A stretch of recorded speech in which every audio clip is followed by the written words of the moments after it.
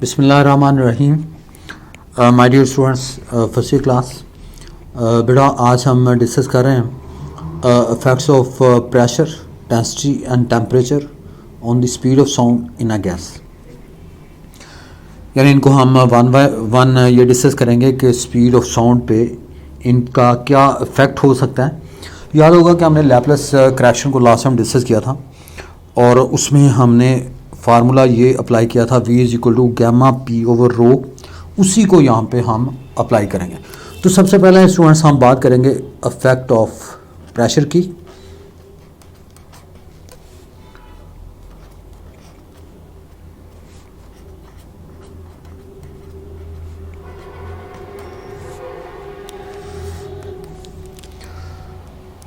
तो यहाँ पे हम स्टूडेंट्स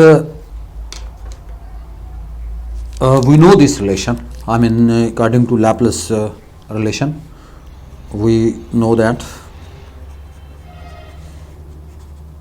इसी फार्मूले को हम यहाँ पे अप्लाई करेंगे इन कमिंग आर्टिकल्स में भी। V is equal to gamma P over rho के रूट, क्योंकि लैप्लेस से ही स्पीड ऑफ साउंड की एग्जैक्ट वैल्यू आई थी, दैट वाज 332 मीटर पर second and it's in complete agreement with the experimental value. तो students V is equal to gamma P over rho के इक्वल, ये रिलेशन हम ऑलरेडी जानते हैं।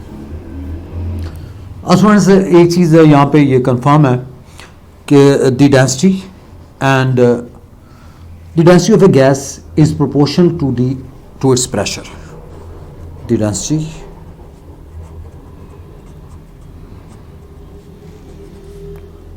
Of a gas is directly proportional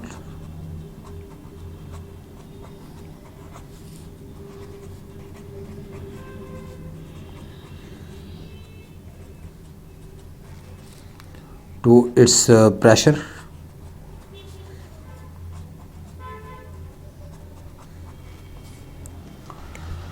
It means if the pressure is increased, density increases accordingly. यानी जितना pressure increase होता है डेंसिटी भी उसी लेवल पे इंक्रीज़ होगी, उसी रेशो से इंक्रीज़ होगी।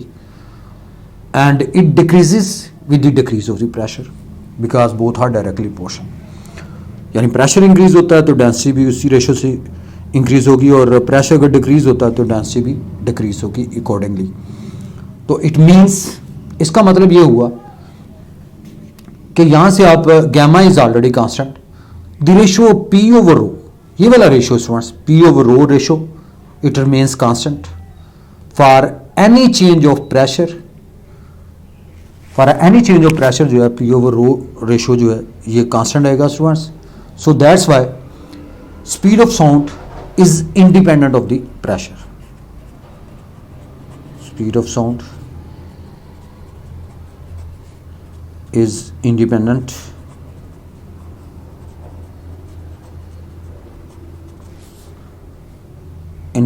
of the pressure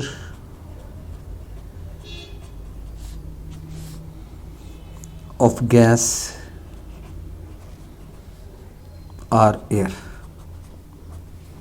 तो स्पीड ऑफ साउंड जो है ये students independent of the pressure है and you must know about this thing. अब स्टूडेंट्स अगर आप इसको थ्योरेटिकली ये नहीं मेंशन कर सकते, इसको मैथमेटिकली भी हम प्रूव कर सकते हैं। लुक एट हियर, ये दूसरा मेथड मैं यहाँ पे डिस्कस करने लगा हूँ इसी के रिलेटेड। हम स्टूडेंट्स ऑलरेडी जानते हैं कि डेंसिटी जो है that is equal to mass per unit volume. We know this relation. Students ये इसी फार्मूले में अबव रिलेशन जो है उसमें रो की जगह पे m ओवर v मेंशन कर दें। तो यहाँ से गैमा आ गया, यहाँ से p आ गया और बटे में आ गया मास पर यूनिट वॉल्यूम। अब इसको अगर आप अप्लाई करें तो यहाँ से आ गया गैमा pv और बटे में क्या आ गया, मास आ गया। अब यहाँ से हम ये कहेंगे कि बॉयल्स लॉ को अप्लाई करेंगे। बॉयल्स लॉ स्टूडेंट्स क्या है जी? बॉयल्स लॉ ये है कि pv is equal to constant.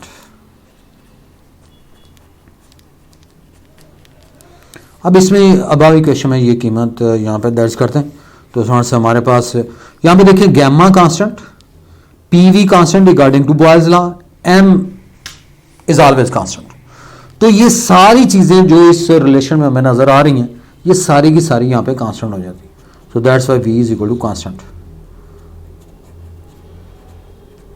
तो यहाँ से हमें ये कंफर्म हो गया कि प्रेशर हैज़ नो इफेक्ट, क्योंकि वी कांस्टेंट है, स्पीड कांस्टेंट है। इसका मतलब ये हुआ कि pressure has no effect on the speed of sound. It means, students, the pressure has no effect on the speed of sound. यानी प्रेशर का स्पीड ऑफ साउंड पे कोई इफेक्ट नहीं होता। तो थोड़ा से यहाँ से हमें ये चीज़ कंफर्म होगी। अब थोड़ा नेक्स्ट में आते हैं इफेक्ट ऑफ डेंसिटी।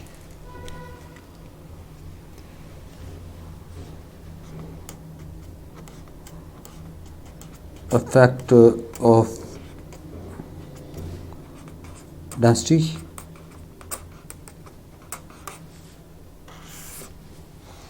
कि डेंसिटी का स्पीड ऑफ साउंड पे क्या इफेक्ट होता है, ये चीज़ हमने यहाँ पे डिस्कस करनी है। असमान से उसी रिलेशन को यहाँ पे हम अप्लाई करेंगे जो रिलेशन हम ऑलरेडी डिस्कस कर चुके हैं, लैपलेस इक्वेशन या लैपलेस फार्मूला।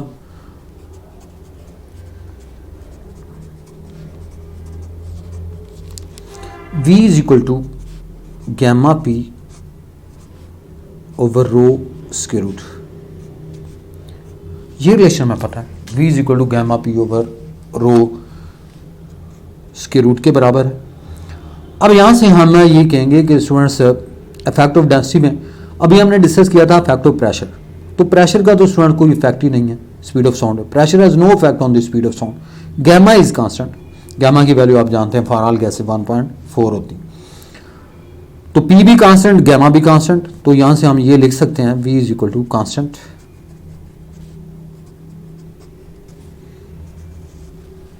और यहां पे डिवाइडेड बाय रो आएगा। और यहां से आप ये मेंशन कर सकते हैं कि देखें यहां पे कांस्टेंट आ गया और कांस्टेंट का स्क्वायर रूट कांस्टेंट ही होता है। तो इसको आप यूं कहते हैं कांस्टेंट डिवाइडेड बाय रो और यहाँ पे स्क्वायर रूट आ गया। तो V is equal to constant over rho square root. और इसको अगर आप फर्दर यहाँ पे इसको एक्सप्लेन करते हैं तो V इस इक्वलिटी साइन को और कांस्टेंट को अगर आप रिमूव करें तो V प्रोपोर्शनल किसके हो गया, 1 ओवर रो स्क्वायर रूट के। व्हाट इट शोज दैट, ये स्टूडेंट से ये इज़हार करता है कि स्पीड ऑफ साउंड जो है that is inversely proportion to the square root of the density, यानी to the square root of the density के ये इनवर्सली प्रोपोर्शनल होता है। तो स्टूडेंट्स दोबारा से देखिएगा, हम इफेक्ट ऑफ डेंसिटी के हवाले से डिस्कस कर रहे हैं। V is equal to gamma P over rho और एक गैमा कांस्टेंट है, pressure has no effect is another constant. तो इसकी जगह पे आप कांस्टेंट लिख सकते हैं। अब कांस्टेंट को यहाँ पे स्क्वायर रूट अप्लाई कर दें तो V is equal to constant over rho square root. तो V is proportion to 1 over rho square root. इसका मतलब ये हुआ कि the speed of sound is inversely proportion to the square root of the density, यानी ये density के square root के इनवर्सली प्रोपोर्शनल है। वन थिंग इज श्योर है। अब इसका मतलब ये हुआ कि रिजल्ट क्या निकला स्टूडेंट्स के speed of sound in hydrogen, speed of sound in hydrogen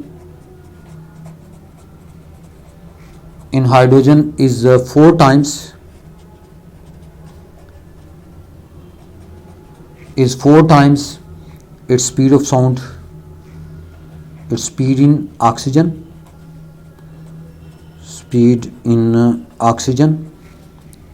और इसकी रीज़न क्या है, as density of oxygen is 16 times that of hydrogen. तो स्टूडेंट्स यहाँ से ये कंफर्म हो गया कि speed of sound in hydrogen जो है ये 4 times its speed of sound in oxygen. उसकी रीज़न क्या है, the density of oxygen is 16 times that of hydrogen. कि डेंसिटी ऑक्सीजन की 16 टाइम्स है, लाजिम मतलब 16 का स्क्वायर रूट अप्लाई करेंगे 4, तो इन्वर्सली प्रोपोर्शन है, इसलिए speed of sound in hydrogen is 4 times its speed of sound in oxygen. और इसकी रीज़न क्या है, the density of oxygen is 16 time that of hydrogen. तो स्टूडेंट्स ये रिलेशन आ गया हमारे पास इफेक्ट ऑफ डेंसिटी का। अब नेक्स्ट में students we have the last one is here effect of temperature. Effect of temperature की बात करेंगे। Effect of temperature, effect of temperature में स्टूडेंट्स हम इसका जो सेकंड रिलेशन है वो नेक्स्ट आर्टिकल में करेंगे, यानी नेक्स्ट वीडियो में मैं बताऊंगा। अब जस्ट इफेक्ट ऑफ टेम्परेचर आज ये शॉर्ट क्वेश्चन के तौर पे तो आपने यही रिलेशन करना है जो मैं यहाँ पे डिस्कस करने लगा हूँ। तो स्टूडेंट्स उसी रिलेशन को यहाँ पे हम अप्लाई करेंगे। We know that V is equal to gamma P over rho square root.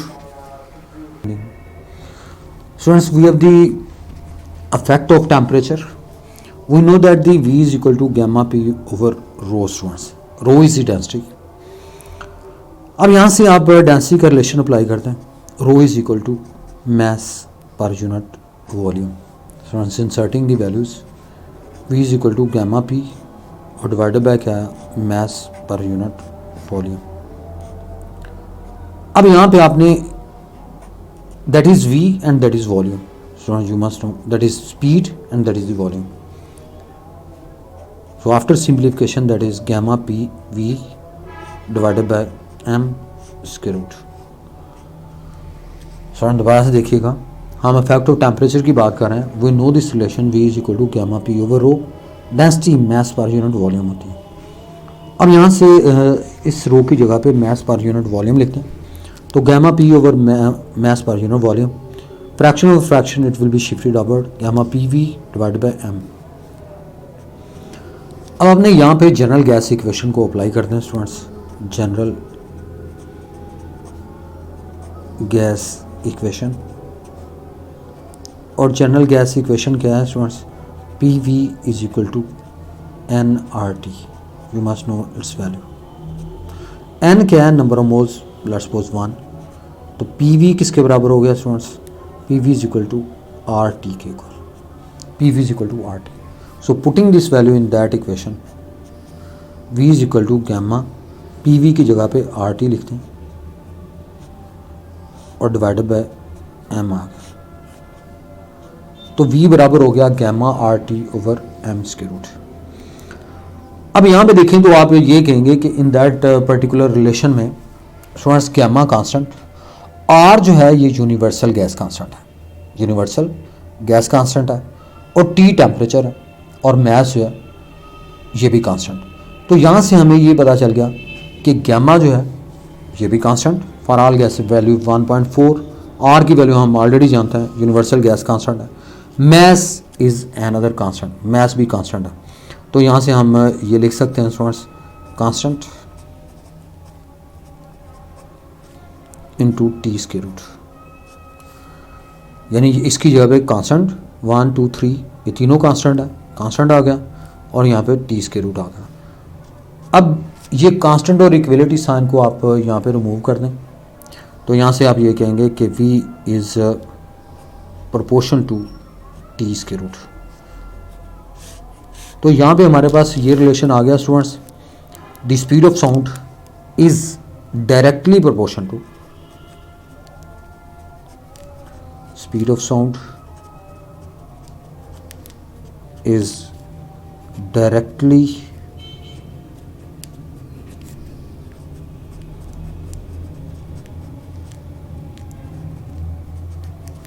proportional to the square root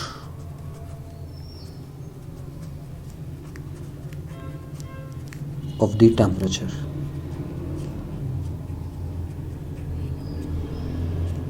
square root of the temperature के ये डायरेक्टली प्रोपोर्शनल है। तो यहाँ पे स्टूडेंट्स हमें ये कंफर्म हो गया कि देखिए V directly, it means if the temperature increases the speed of sound in air also increases.